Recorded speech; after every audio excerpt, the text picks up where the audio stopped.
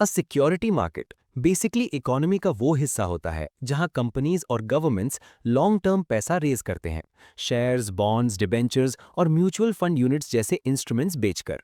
WTO, world bank और OECD जैसे बड़े इंटरनेशनल बॉडीज भी इसी डेफिनेशन को फॉलो करते हैं। इस मार्केट में काफी सारे पार्ट्स मिलकर काम करते हैं, जैसे इंडिया में सेबी जैसे रेगुलेटर्स, स्टॉक एक्सचेंजेस जहां बाइंग सेलिंग होती है, अलग अलग शेयर इंडाइसेस जो मार्केट का परफॉर्मेंस दिखाते हैं, और ब्रोकर्स, एफआईआईज, जॉबर्स जैसे लोग।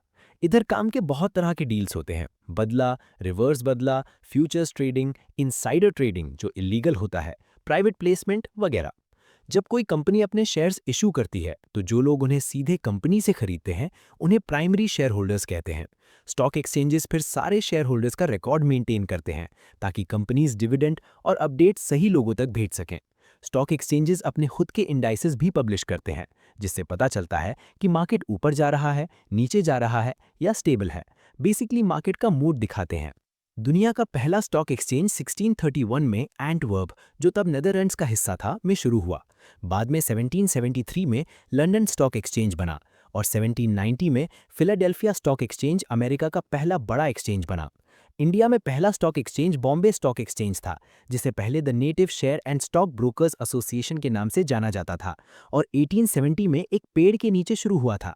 दुनिया के 5 सबसे बड़े स्टॉक एक्सचेंजेस मार्केट वैल्यू के हिसाब से New York stock exchange, Nasdaq, Tokyo stock exchange, London stock exchange और बॉम्बे स्टॉक एक्सचेंज है। किसी भी स्टॉक एक्सचेंज के अंदर ट्रेडिंग ब्रोकर्स, जॉबर्स और मार्केट मेकर्स जैसे इंटरमीडियरीज के थ्रू होती है।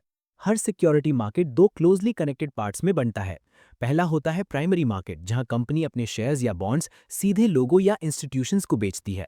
ये बिल्कुल मैन्युफैक्चरर से सीधा सामान लेने जैसा होता है। दूसरा होता है सेकेंडरी मार्केट, जहां लोग पहले से खरीदे गए शेयर्स आपस में खरीद बेच सकते हैं। इन ट्रेड्स को करने के लिए प्रॉपर प्लेटफॉर्म चाहिए होता है, जो स्टॉक एक्सचेंजेस प्रोवाइड करते हैं। इसीलिए primary market first time sale होता है और सेकेंडरी मार्केट इन्वेस्टर्स के बीच बाइंग सेलिंग होता है। स्टॉक एक्सचेंज बेसिकली एक फिजिकल या इलेक्ट्रॉनिक मार्केटप्लेस होता है जहां शेयर्स, बॉन्ड्स और दूसरे सिक्योरिटीज की ट्रेडिंग होती है। ये बायर्स और सेलर्स को एक कॉमन जगह देता है, जिससे ट्रेडिंग स्मूथ होती है और मार्केट लिक्विड बनता है, मतलब शेयर्स को आसानी से कैश में बदला जा सकता है। ये सबको एक्यूरेट प्राइस इंफॉर्मेशन देता है ताकि लोग सही डिसीजन ले सकें। ये इंश्योर करता है कि सब रूल्स फॉलो करें और अपने कमिटमेंट्स टाइम पर कंप्लीट करें।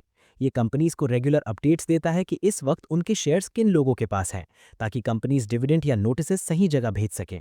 अपना खुद का स्टॉक इंडेक्स पब्लिश करके स्टॉक एक्सचेंज ये भी दिखाता है कि मार्केट का ओवरऑल एटीट्यूड क्या है, लोग पॉजिटिव फील कर रहे हैं या नेगेटिव। आज इंडिया में 26 स्टॉक एक्सचेंजेस हैं, जिनमें से 7 नेशनल लेवल और 19 रीजनल लेवल एक्सचेंजेस हैं।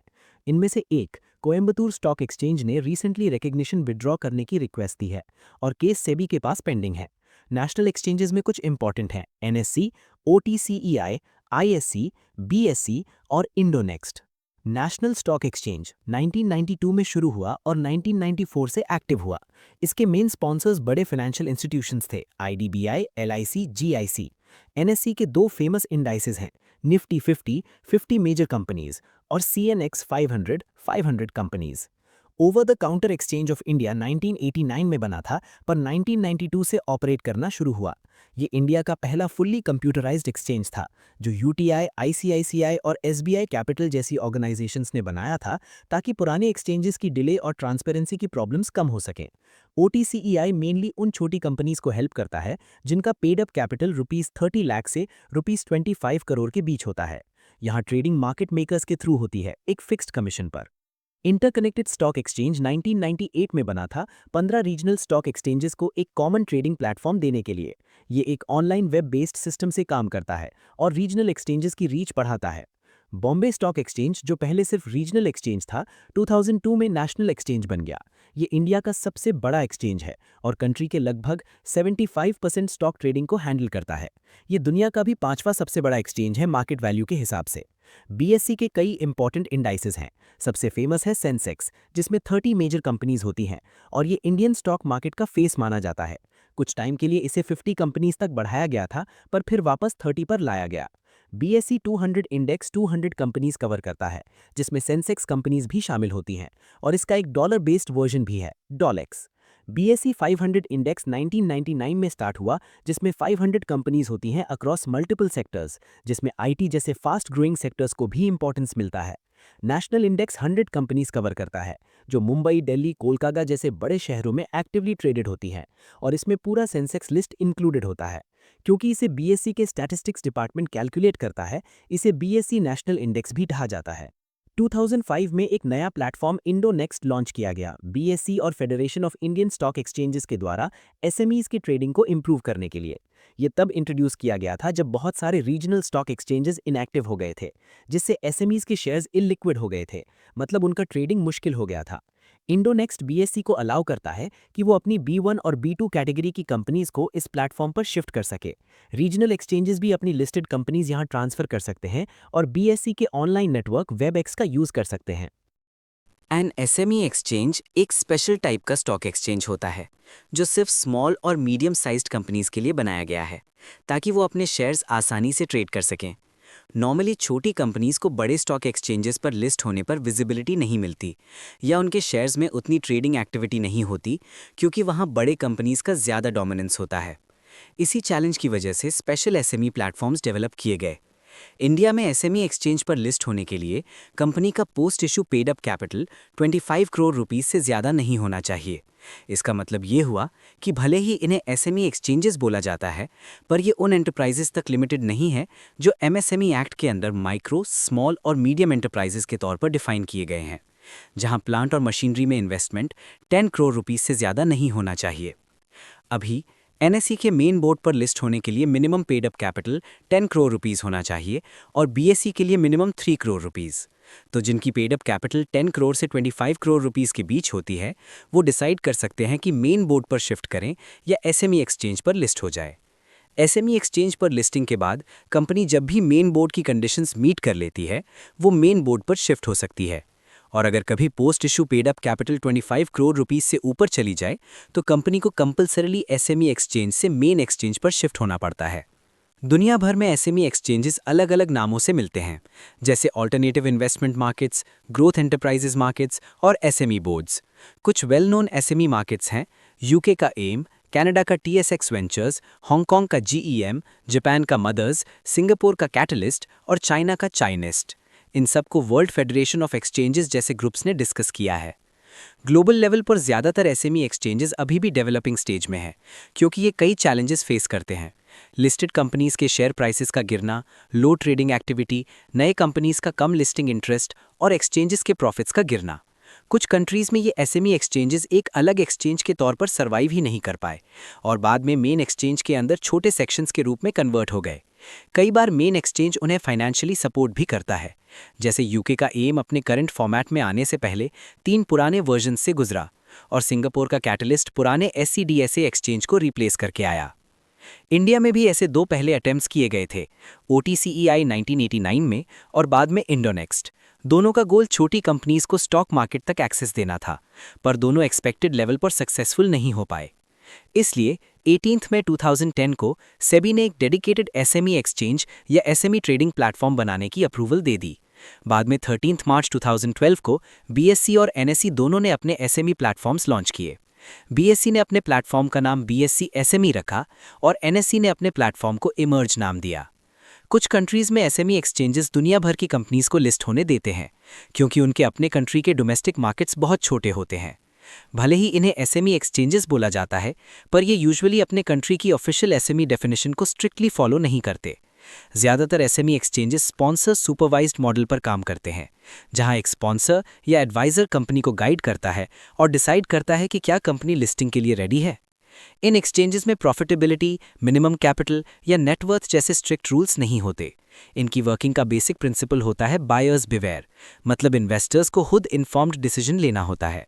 सेबी ने इंडिया के एसएमई एक्सचेंजेस के लिए भी सिमिलर स्ट्रक्चर यूज किया है और मार्केट मेकिंग प्रोविजंस भी इंक्लूड किए हैं, ताकि शेयर्स की लिक्विडिटी बनी रहे। दुनिया की तरह ही इंडिया के एसएमई एक्सचेंजेस भी कंपनीज को कुछ रिलैक्सेशंस देते हैं जो मेन बोर्ड पर अवेलेबल नहीं है। जैसे एसएमई प्लेटफॉर्म्स पर लिस्टेड कंपनीज को क्वार्टरली रिजल्ट्स पब्लिश करने की ज़रूरत नहीं होती, सिर्फ 6 मंथली रिजल्ट्स देने पड़ते हैं, जो वो अपनी वेबसाइट पर डाल सकती हैं इंस्टेड ऑफ प्रिंटिंग देम। पूरी एनुअल रिपोर्ट भेजने की जगह सिर्फ एक समरी भेजना अलाउड है, उन्हें मिनिमम शेयर होल्डर्स की कंटिन्यूअस मेंटेनेंस का रूल फॉलो नहीं करना होता। बस आईपीओ के वक्त मिनिमम 50 इन्वेस्टर्स होने चाहिए। प्रॉफिटेबिलिटी रिकॉर्ड्स, नेटवर्थ या टैंजिबल एसेट्स जैसी रिक्वायरमेंट्स पूरी तरह रिलैक्स की गई हैं ताकि एसएमईज को सपोर्ट मिल सके। लेकिन कॉर्पोरेट गवर्नेंस नॉर्म्स स्ट्रिक्ट ही रहते हैं। कंपनीज को ट्रांसपेरेंसी और फेयर मैनेजमेंट के रूल्स फॉलो करने ही पड़ते हैं।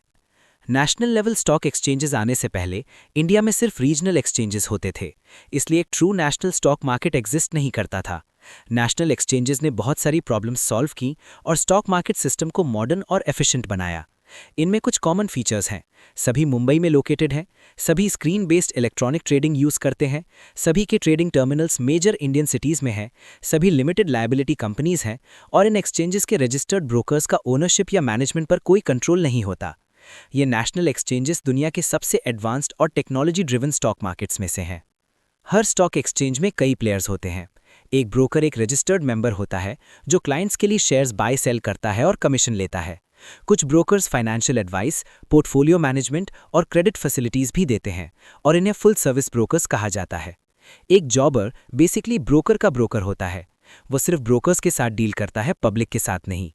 जॉबर्स स्पेसिफिक शेयर्स में स्पेशलाइज करते हैं और क्विक ट्रेड्स करके छोटा प्रॉफिट कमाते हैं, जो बाइंग और सेलिंग प्राइस के डिफरेंस यानी स्प्रेड पर बेस्ड होता है। लंदन स्टॉक एक्सचेंज में जॉबर को मार्केट मेकर कहते हैं और न्यूयॉर्क स्टॉक एक्सचेंज में स्पेशलिस्ट। बीएसई में जिनकी शेयर कैपिटल 3 करोड़ रुपीस से ऊपर होती है, उन कंपनीज को लिक्विडिटी इंश्योर करने के लिए जॉबर या मार्केट मेकर अपॉइंट करने पड़ते हैं ताकि इन्वेस्टर्स आसानी से शेयर्स बाय या सेल कर सकें। मार्केट मेकर वो होता है जो हमेशा किसी पर्टिकुलर शेयर को बाय और सेल करने के लिए रेडी रहता है। वो एक साथ दो प्राइसेस कोट करता है, बाइंग प्राइस और सेलिंग प्राइस। क्योंकि वो हमेशा डील करने के लिए रेडी रहता है, इसलिए वो उस शेयर का मार्केट बनाता है। इंडिया के OTCEI प्लेटफॉर्म पर सिर्फ मार्केट मेकर्स ही ऑपरेट कर सकते थे। इंडियन मनी मार्केट में DFHI एक मेजर मार्केट मेकर है। यूएसए का नैस्डैक भी एक मार्केट मेकर बेस्ड एक्सचेंज है, जहां सारे मार्केट मेकर्स ऑनलाइन टर्मिनल्स के थ्रू कनेक्टेड होते हैं। सेबी वो ऑर्गेनाइजेशन है जो इंडियन स्टॉक मार्केट को रेगुलेट और कंट्रोल करती है। ये ऑफिशियली सेबी एक्ट 1992 के अंडर क्रिएट हुआ, लेकिन एक्चुअली ये 12 अप्रैल 1988 को एक गवर्नमेंट डिसीजन के थ्रू शुरू हो गया था, ताकि इंडिया के स्टॉक मार्केट में डिसिप्लिन, स्ट्रक्चर और सेफ्टी लाई जा सके। इसका हेडक्वार्टर्स मुंबई में है और जब ये स्टार्ट हुआ था उसका paid up capital 25 crore rupees था, जो 3 major financial institutions IDBI, IFCI और ICICI ने कंट्रीब्यूट किया था, जो इसके प्रमोटर्स थे। सेबी बोर्ड में चेयरमैन के अलावा 9 मेंबर्स होते हैं। इनमें एक रिप्रेजेंटेटिव मिनिस्ट्री ऑफ फाइनेंस से, एक मिनिस्ट्री ऑफ लॉ से, एक RBI से, 2 मेंबर्स सेंट्रल गवर्नमेंट द्वारा अपॉइंट किए हुए और 4 full time members including the chairman होते हैं। सेबी एक्ट के अकॉर्डिंग सेबी के पास बहुत सारी इंपॉर्टेंट पावर्स हैं, जैसे stock exchanges, merchant bankers, mutual funds, underwriters, registrars, brokers, सब ब्रोकर्स, ट्रांसफर एजेंट्स और बहुत सारे इंटरमीडियरीज को रजिस्टर और रेगुलेट करना। ये अलग अलग फीस और चार्जेस भी कलेक्ट कर सकता है। जैसे कोई कंपनी जब शेयर्स इशू करती है तो टोटल अमाउंट का 1% सेबी कॉशन मनी के रूप में उस स्टॉक एक्सचेंज के पास रखता है जहां कंपनी लिस्टेड होती है। सेबी इन्वेस्टर्स को एजुकेट करता है, स्टॉक एक्सचेंजेस और इंटरमीडियरीज की इंस्पेक्शंस और ऑडिट्स करता है और टाइम टू टाइम दिए गए कई और फंक्शंस भी हैंडल करता है। कमोडिटी ट्रेडिंग भी शेयर्स या बॉन्ड्स की ट्रेडिंग जैसा ही होता है, बस यहाँ कंपनी सिक्योरिटीज की जगह कमोडिटीज होती हैं, जैसे wheat, corn, gold, silver, crude oil etcetera. Futures contracts ऐसे एग्रीमेंट्स होते हैं जिसमें कमोडिटी को एक फ्यूचर डेट पर बाय या सेल करने का प्रॉमिस होता है और ये कॉन्ट्रैक्ट्स फ्यूचर्स एक्सचेंजेस जैसे शिकागो बोर्ड ऑफ ट्रेड पर ट्रेड होते हैं। टाइम के साथ साथ फ्यूचर्स ट्रेडिंग फिजिकल कमोडिटीज से बढ़कर फाइनेंशियल चीज़ों जैसे फॉरेन करेंसीज और इंटरेस्ट रेट्स को भी कवर करने लगा। कमोडिटी फ्यूचर्स इकोनॉमी में एक इंपॉर्टेंट रोल प्ले करते हैं क्योंकि ये प्राइस अनसर्टेनिटी को कम करते हैं।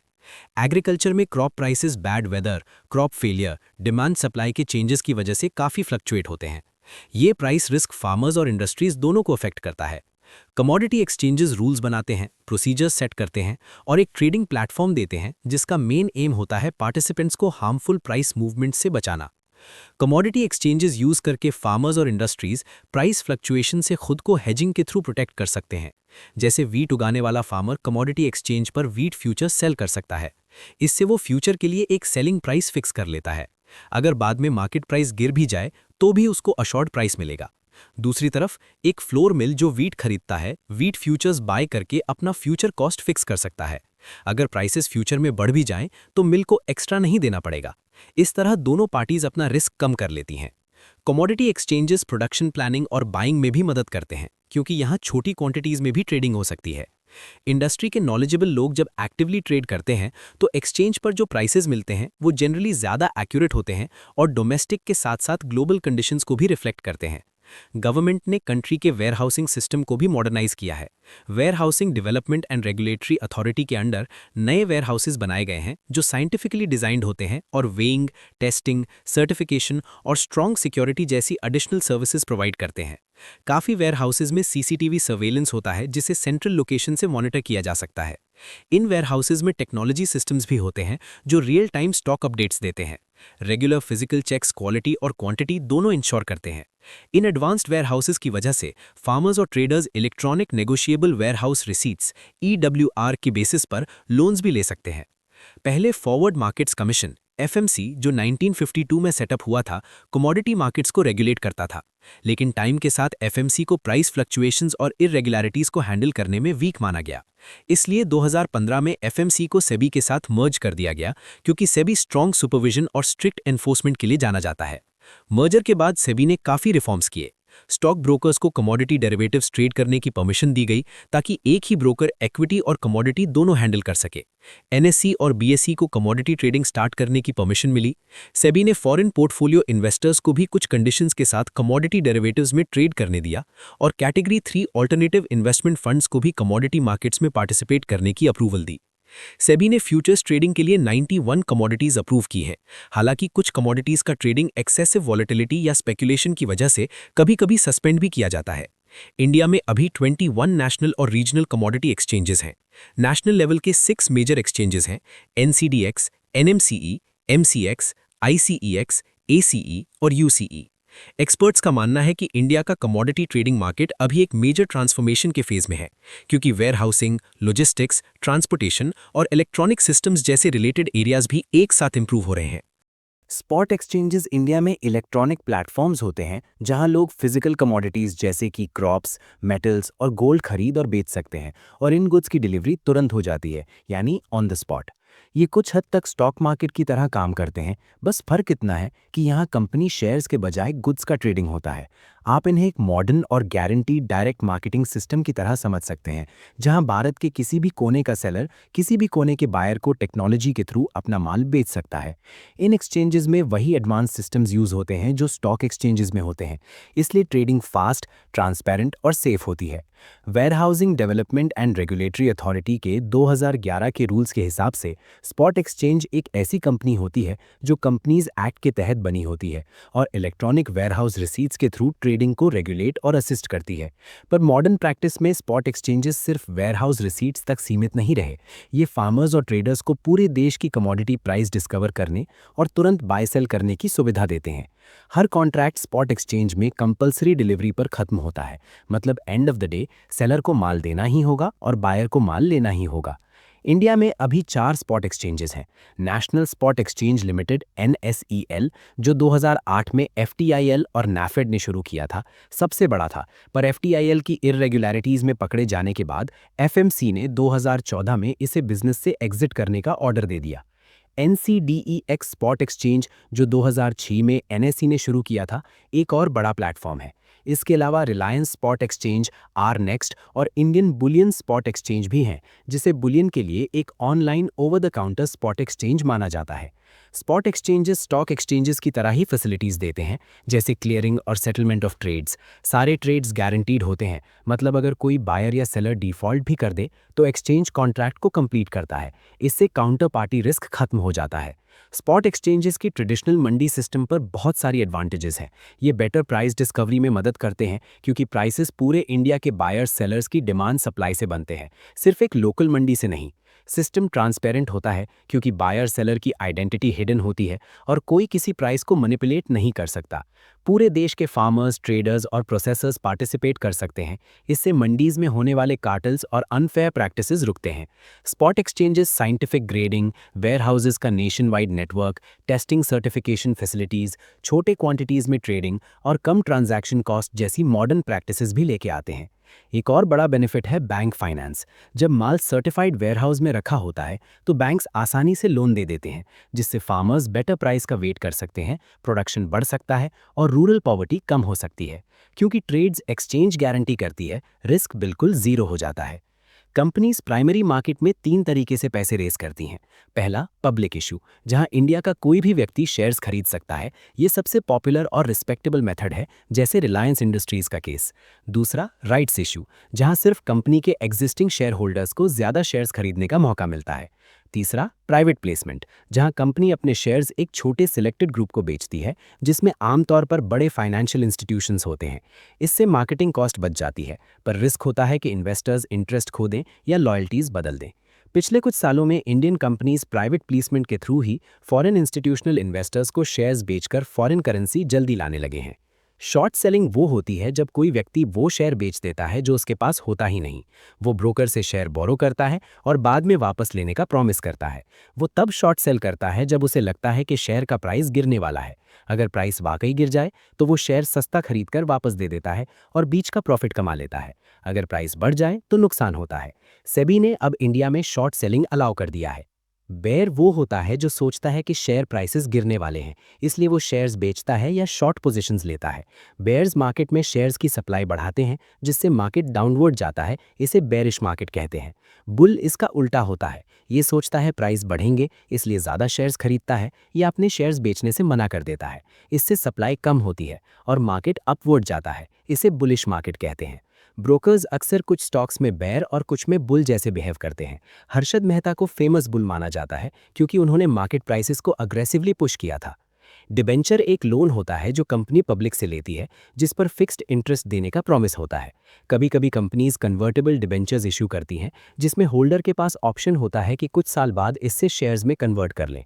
अगर कंपनी फ्यूचर में अच्छा परफॉर्म करने वाली है या शेयर प्राइस बढ़ने वाला है तो कन्वर्जन प्रॉफिटेबल होता है। पर अगर कंपनी फाइनेंशियल ट्रबल में हो तो डिबेंचर रखना ही सेफ होता है, क्योंकि कंपनी बंद होने पर डिबेंचर होल्डर्स को पेमेंट पहले मिलती है। सहारा ओएफसीडी केस इसलिए फेमस हुआ क्योंकि सहारा, जो एक एनबीएफसी है, उसने ऑप्शनली फुली कन्वर्टेबल डिबेंचर्स को गलत तरीके से इशू किया। नॉर्मली इन इश्यूज को 10 वर्किंग डेज के अंदर खत्म हो जाना चाहिए, पर सहारा ने 2 साल से ज़्यादा टाइम तक पैसा इकट्ठा करते रहे। प्राइवेट प्लेसमेंट सिर्फ 50 लोगों तक बेचा जा सकता है, पर सहारा ने इसे 2.3 करोड़ लोगों को बेचकर 24,000 करोड़ रुपए से ज़्यादा कलेक्ट किया। ये भी गलत था क्योंकि इतना कॉम्प्लेक्स फाइनेंशियल प्रोडक्ट आम लोगों को बेच दिया गया जो इसे समझते नहीं थे। और कंफ्यूजन ये भी था कि unlisted companies ministry of corporate affairs regulate करती है, सेबी नहीं। पर सेबी ने आर्ग्यू किया कि क्योंकि ओएफसीडीज सेबी एक्ट में मेंशन्ड है तो उनका अथॉरिटी वैलिड है। कंफ्यूजन दूर करने के लिए गवर्नमेंट ने कंपनीज एक्ट में 2012 में अमेंडमेंट किया, जिसमें क्लियरली लिख दिया कि अगर 50 से ज़्यादा इन्वेस्टर्स हों तो सेबी फुल अथॉरिटी रखता है। सहारा को सारा पैसा 15% इंटरेस्ट के साथ रिटर्न करने का ऑर्डर दिया गया। डेरिवेटिव एक फाइनेंशियल प्रोडक्ट होता है जिसका वैल्यू किसी और चीज़ पर डिपेंड करता है, जिसे अंडरलाइंग एसेट कहते हैं। जैसे वीट फार्मर फ्यूचर में सेल करने वाले वीट का प्राइस आज ही फिक्स करना चाहता है तो वो वीट डेरिवेटिव यूज़ करेगा। उस डेरिवेटिव का वैल्यू वीट के मार्केट प्राइस पर डिपेंड करेगा। इंडिया में securities contracts regulation act derivatives को ऐसे सिक्योरिटीज़ के रूप में डिफाइन करता है जो डेट इंस्ट्रूमेंट्स, शेयर्स, लोन्स या अंडरलाइंग प्राइसेस से डिराइव होते हैं। ये स्टॉक एक्सचेंजेस में सेम रेगुलेटरी सिस्टम के अंडर ट्रेड होते हैं। Indian depository rights IDRs Indian investors को फॉरेन कंपनीज के शेयर्स इंडियन रुपीस में खरीदने का मौका देते हैं। एक फॉरेन कंपनी अपने शेयर्स ओवरसीज कस्टोडियन को देती है, जो इंडियन डिपॉजिटरी जैसे एनएसडीएल को ऑथराइज करता है कि वो इंडियन इन्वेस्टर्स को आईडीआरस इशू करें। ये बिल्कुल एडीआरस या जीडीआरस जैसे रिवर्स प्रोसेस की तरह है, जो फॉरेन मार्केट्स में इंडियन कंपनीज के लिए होता है। इंडिया में शेयर्स का यूजुअल फेस वैल्यू या पार वैल्यू 10 रुपए होता है। न्यू कंपनीज जिनके प्रमोटर्स फर्स्ट टाइम एंटरप्रेन्योर्स होते हैं, उन्हें शेयर्स पार वैल्यू पर ही इशू करने पड़ते हैं। पर स्ट्रॉन्ग कंपनीज जिनकी अच्छी ट्रैक रिकॉर्ड होती है, वो शेयर्स प्रीमियम पर इशू कर सकती हैं, मतलब फेस वैल्यू से ज़्यादा प्राइस पर। अगर कोई कंपनी 1 करोड़ रुपए रेज करना चाहती है और शेयर्स पर पार इशू करे तो उन्हें 10 लाख शेयर्स 10 रुपए के हिसाब से इशू करने पड़ेंगे। पर अगर कंपनी वेल एस्टैब्लिश्ड है तो वही 1 करोड़ सिर्फ 2 लाख शेयर्स 50 रुपए के हिसाब से बेचकर रेज कर सकती है। एक्स्ट्रा 40 रुपए को शेयर प्रीमियम के रूप में बुक्स में दिखाया जाता है। 1993 में इंडिया ने फ्री प्राइसिंग फॉलो किया। उसके बाद कई कंपनीज ने बहुत हाई प्राइस पर शेयर्स इशू किए, कभी मार्केट प्राइस से भी ज़्यादा, जिससे इश्यूज अंडर सब्सक्राइब्ड हो गए। टाइम के साथ कंपनीज ने सीख लिया और प्राइसिंग सेंसिबल हो गई। फॉरेन फाइनेंशियल इन्वेस्टमेंट का मतलब होता है पैसा जो इंडिया के बाहर से आता है और हमारे स्टॉक मार्केट और फाइनेंशियल सिस्टम में इन्वेस्ट होता है। इंडिया ने ऑफिशियली 1994 में फॉरेन पोर्टफोलियो इन्वेस्टर्स, जिसे पहले FIIs कहा जाता था, के लिए अपने दरवाजे खोले। आज सेबी के साथ ऐसे 9,000 से ज्यादा रजिस्टर्ड इन्वेस्टर्स हैं और उन्होंने सालों में इंडिया में बहुत बड़ा अमाउंट इन्वेस्ट किया है। इन इन्वेस्टर्स में hedge funds, foreign mutual funds, pension funds, university funds, sovereign wealth funds, बड़े एसेट मैनेजमेंट कंपनीज और बहुत सारी और इंस्टीट्यूशंस शामिल हैं। ये इन्वेस्ट करते हैं क्योंकि इंडिया के स्टॉक मार्केट स्ट्रांग और एक्टिव हैं। सेबी फेयर ट्रेडिंग इंश्योर करता है और आरबीआई इस बात की लिमिट सेट करता है कि फॉरेन इन्वेस्टर्स कितना खरीद सकते हैं। सेबी इन्हें 3 कैटेगरीज में डिवाइड करता है। पहली कैटेगरी में गवर्नमेंट बैक्ड इन्वेस्टर्स जैसे सेंट्रल बैंक्स आते हैं। दूसरी कैटेगरी में well regulated foreign financial institutions और म्यूचुअल फंड्स आते हैं। और तीसरी कैटेगरी में वो इंस्टीट्यूशंस आते हैं जो पहली 2 कैटेगरीज में फिट नहीं होते। फॉरेन इन्वेस्टमेंट को और स्मूथ और सेफ बनाने के लिए सेबी में कई रिफॉर्म्स लाए। इंडियन कंपनीज को अब डायरेक्टली फॉरेन स्टॉक एक्सचेंजेस पर लिस्ट होने की परमिशन मिल चुकी है। केवाईसी रूल्स रिलैक्स किए गए हैं। फॉरेन कंपनीज को इंडिया के कमोडिटी डेरिवेटिव मार्केट में पार्टिसिपेट करने की परमिशन दी गई है। एनआरआईज एफपीआई रूट के थ्रू इन्वेस्ट कर सकते हैं और डेट सिक्योरिटीज इशू करने का टाइमलाइन 12 दिन से कम करके 6 दिन कर दिया गया है। एफपीआईज अब कैटेगरी 3 ऑल्टरनेटिव इन्वेस्टमेंट फंड्स में 1/4 तक पैसा इन्वेस्ट कर सकते हैं और रियल एस्टेट इन्वेस्टमेंट ट्रस्ट्स और इंफ्रास्ट्रक्चर इन्वेस्टमेंट ट्रस्ट्स में भी इन्वेस्ट कर सकते हैं। इंडिया की स्टेडी इकोनॉमिक ग्रोथ और गवर्नमेंट सपोर्ट की वजह से फॉरेन इन्वेस्टमेंट स्ट्रांग रहा है और आगे और बढ़ने की उम्मीद है। यूनियन बजट 2013-14 में एक नया टर्म इंट्रोड्यूस किया गया, एंजल इन्वेस्टर। एंजल इन्वेस्टर वो पर्सन होता है जो किसी व्यक्ति को अपना बिजनेस शुरू करने के लिए पैसा देता है। एंजल्स रिलेटिव्स, फ्रेंड्स या बिल्कुल अननोन लोग भी हो सकते हैं जो बिजनेस आइडिया में भरोसा रखते हैं। ये पैसा लोन के रूप में या कंपनी में ओनरशिप के बदले दिया जा सकता है। इनका मेन एम बिजनेस को ग्रो करना होता है, तुरंत ह्यूज प्रॉफिट कमाना नहीं। ये वेंचर कैपिटलिस्ट से अलग होते हैं क्योंकि वेंचर कैपिटलिस्ट्स ज्यादातर बड़े प्रॉफिट्स के लिए इन्वेस्ट करते हैं। एंजल्स एंटरप्रेन्योर को एडवाइस और बिजनेस कॉन्टैक्ट्स के थ्रू भी सपोर्ट करते हैं। बजट में अनाउंस किया गया था कि सेबी एंजल इन्वेस्टर्स को वेंचर कैपिटल फंड्स की एक कैटेगरी के रूप में ऑफिशियली रिकॉग्नाइज करेगा। 2011-12 में गवर्नमेंट ने QFI स्कीम लॉन्च की, जिसमें फॉरेन इंडिविजुअल्स जो बेसिक केवाईसी नॉर्म्स फॉलो करते हैं उन्हें इंडियन म्यूचुअल फंड्स में डायरेक्टली इन्वेस्ट करने की परमिशन दी गई। 2012 में इस परमिशन को एक्सपैंड किया गया, जिससे ये qualified foreign investors Indian stock markets में डायरेक्टली शेयर्स खरीद सकते थे। कॉर्पोरेट डेट और डेट म्यूचुअल फंड स्कीम्स में $1 बिलियन की टोटल लिमिट तक इन्वेस्ट कर सकते थे। उन्हें इंडिया में अपने ट्रांजैक्शंस के लिए स्पेशल रुपी बैंक अकाउंट्स खोलने की भी परमिशन दी गई। बाद में गल्फ कंट्रीज के रेजिडेंट्स और यूरोपियन कमीशन को भी अलाउ किया गया क्योंकि ये regions international financial standards follow करते हैं। इंडिया में इस एरिया में फास्ट मूव किया क्योंकि उस वक्त कंट्री का करंट अकाउंट डेफिसिट बहुत ज़्यादा बढ़ रहा था और गवर्नमेंट को फॉरेन इन्वेस्टमेंट इनफ्लो की बहुत ज़रूरत थी, खासकर तब जब वेस्टर्न कंट्रीज रिसेशन फेस कर रही थी और इन्वेस्टर्स इंडिया जैसे अट्रैक्टिव मार्केट्स की तरफ देख रहे थे। 2014 में आरबीआई ने पूरा foreign portfolio investment system simplify कर दिया और एक नई कैटेगरी बनाई, रजिस्टर्ड फॉरेन पोर्टफोलियो इन्वेस्टर यानी RFPI। अब सारे पुराने FIIs और QFIs को इस एक सिंगल कैटेगरी में मर्ज कर दिया गया। ये नए RFPIs रजिस्टर्ड ब्रोकर्स के थ्रू रिकग्नाइज्ड स्टॉक एक्सचेंजेस में शेयर्स और डिबेंचर्स बाय सेल कर सकते हैं। ये गवर्नमेंट डिसइन्वेस्टमेंट ऑफर्स में पार्टिसिपेट कर सकते हैं, आरबीआई और सेबी की लिमिट्स के अंदर गवर्नमेंट और कॉर्पोरेट बॉन्ड्स खरीद सकते हैं और स्टॉक एक्सचेंजेस पर हर तरह के डेरिवेटिव प्रोडक्ट्स में ट्रेड कर सकते हैं, स्पेसिफाइड लिमिट्स के अंदर। ये अपने मार्केट ट्रांजैक्शंस के लिए cash, AAA rated foreign government securities, corporate bonds या इंडियन गवर्नमेंट सिक्योरिटीज कोलैटरल के रूप में यूज कर सकते हैं। पहले के रूल्स के अंडर उन्होंने जितने भी इन्वेस्टमेंट्स किए थे वो सब वैलिड रहेंगे और टोटल फॉरेन इन्वेस्टमेंट लिमिट में काउंट किए जाएंगे। पार्टिसिपेटरी नोट्स, जिसे आमतौर पर PNs या P नोट्स कहा जाता है, असल में स्पेशल फाइनेंशियल पेपर्स होते हैं जो इंडिया के बाहर फॉरेन इन्वेस्टर्स बनाते हैं। ये वो इन्वेस्टर्स होते हैं जो ऑलरेडी SEBI के साथ रजिस्टर्ड होते हैं। ये papers Indian shares, bonds, derivatives या मार्केट इंडाइसेस से लिंक्ड होते हैं। जो फॉरेन इन्वेस्टर PN खरीदता है वो इंडियन शेयर का एक्चुअल ओनर नहीं होता।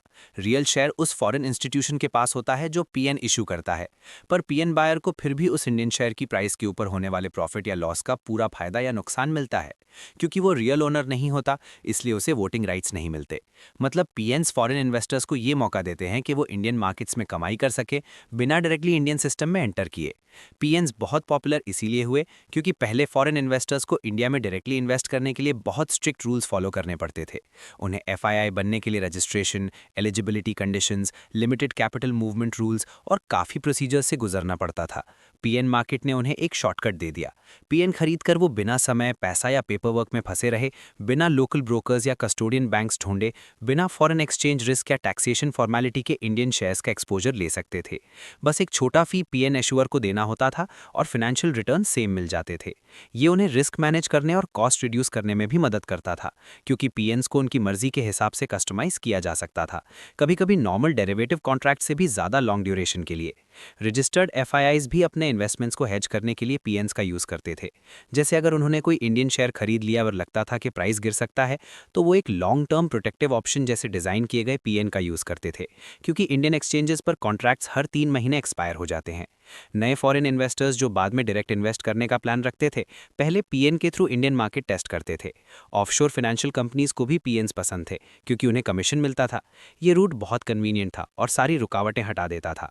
और मार्केट बूम के दौरान ये एक सेफ और प्रॉफिटेबल रूट माना जाता था, जिससे कभी कभी अनअकाउंटेड या इलीगल मनी भी इंडियन मार्केट में आ सकता था, और लोगों को डर था कि शायद इसमें ब्लैक मनी या क्रिमिनल टेरर नेटवर्क्स के फंड्स भी हो सकते हैं। हालांकि ये डर ज़्यादातर शक पर आधारित था। इस तरह पीएन्स फॉरेन इन्वेस्टर्स के लिए एक फास्ट और चीप रूट बन गए इंडियन मार्केट्स में एंट्री का, चाहे उन्हें ओनरशिप या वोटिंग राइट्स छोड़ने पड़ते थे।